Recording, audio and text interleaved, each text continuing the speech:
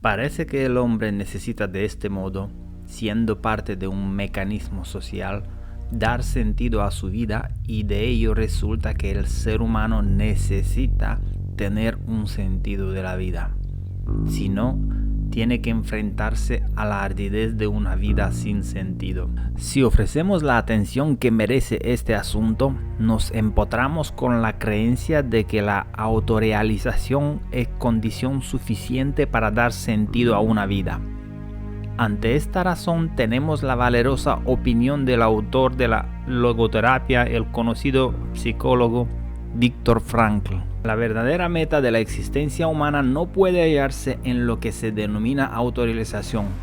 Esta no puede ser en sí misma una meta por la simple razón de que cuanto más se esfuerza el hombre por conseguirla, más se le escapa, pues solo en la misma medida en que el hombre se compromete al cumplimiento del sentido de su vida, en esa misma medida se autorrealiza.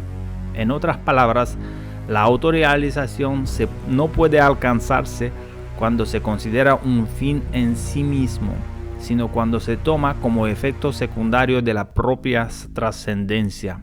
No debe considerarse el mundo como simple expresión de uno mismo, ni tampoco como mero instrumento o como medio para conseguir la autorrealización. En ambos casos, la visión del mundo se convierte en menosprecio del mundo. Fin de la cita. En esta autopersecución de perfeccionamiento, el hombre se ha perdido a sí mismo entre los estatutos sociales, es decir, la autorrealización, y en el sobreesfuerzo de mejora en que un ser humano se rellena de clichés y estereotipos de clase, impuestos por la sociedad, la moda y el esnobismo del momento, a lo cual podemos añadir la carga publicitaria de diferentes modelos de colectividades. El pensador y sociólogo austriaco Ivan Illich decía: en todas las clases, desde la más baja hasta casi la más alta, el miedo económico gobierna los pensamientos del hombre durante el día y sus sueños durante la noche, determinando que su trabajo agote sus nervios y que no descanse en su tiempo libre. El terror omnipresente es, creo, la causa principal del clima de locura que se ha extendido por grandes zonas del mundo civilizados. El afán de riqueza se debe, en muchos casos, al deseo de seguridad. ¿Qué hará el hombre y el artista, pues?, decía el autor del Contrato Social y conocido pensador Jean-Jacques Rousseau, por obtener los aplausos si además tiene la desgracia de nacer en un pueblo que los sabios a la moda han puesto en estado de dar el tono a una juventud frívola, donde los hombres han sacrificado su gusto a los tiranos de su libertad? Fin de la cita. A su vez, el escritor clásico Hermann Hesse, quien aparte de ser un escritor de renombre mundial, fue un acérrimo defensor del individualismo, ya que consideraba la sociedad como un lugar de ahogamiento del libre pensador, veía la sociedad como un lugar donde se puede perder la personalidad en el afán de autorrealización, de la misma autorrealización de la que estamos hablando.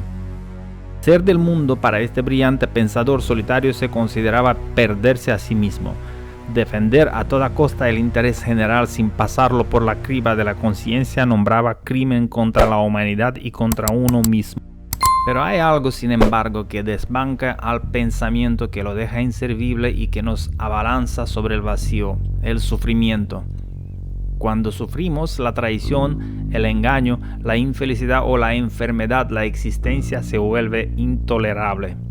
Puesto que no creemos en un mundo mejor y eterno después de la muerte, nos vemos abocados a buscar con desenfreno algún modo de justificar nuestra existencia en este mundo, y puesto que solo tenemos una, de hacerla no solo soportable o llevadera, sino agradable y placentera.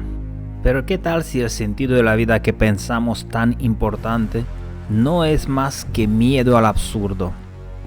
¿Ha pensado alguna vez que simplemente vino a nacer, comer, reproducirse, envejecer y morir como cualquier otro animal?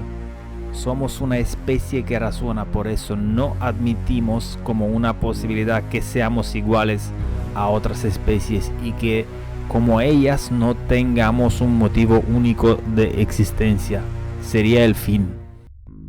Que nadie es diferente al resto de los humanos, que no se tiene una meta impuesta desde el nacimiento, que nadie es el rey de la tierra, que el camino es recto del parto a la reproducción y a la tumba, aunque uno tome decisiones diferentes, que nadie tiene poderes para cambiar el mundo, que no tiene uno que esforzarse porque no es su destino, pero que por miedo a aceptarlo uno continúa buscando una razón.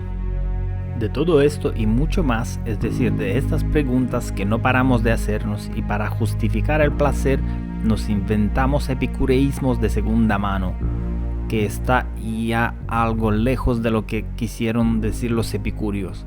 Los epicúreos se suponen que buscaban el placer del alma con prudencia, es decir, ha de buscarse el placer prudente que no acarree consecuencias negativas que destruyan el ideal del placer.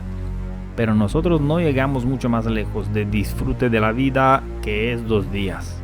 Tenemos el sentido de la vida bíblico, pero este tampoco nos conviene a la mayoría, pues hay que obedecer reglas, dedicarle tiempo y querer a Dios y al prójimo. Luego aquellos que se supone que llevan esta tarea a cabo, es decir, la iglesia, se ha mostrado a lo largo de la historia implicada en crímenes y corrupción de tal modo que podemos decir que asistimos a su ocaso antes de su desarrollo. Además, seguimos confundiendo la iglesia con la salvación que da sentido de vida a muchos. A aquellos que están felices sirviendo a Dios llamamos fanáticos y sus organizaciones sectas. Así es más fácil sobrellevar la carga del ¿y si tiene razón? ¿Y si realmente Jesús es la salvación a este sinsentido de la vida y servir una causa infinita que construye la eternidad sería la solución a este sinsentido absoluto? Bueno, pues espero sus opiniones y soluciones en los comentarios, porque a mi modesto ver pocos asuntos son más importantes que este.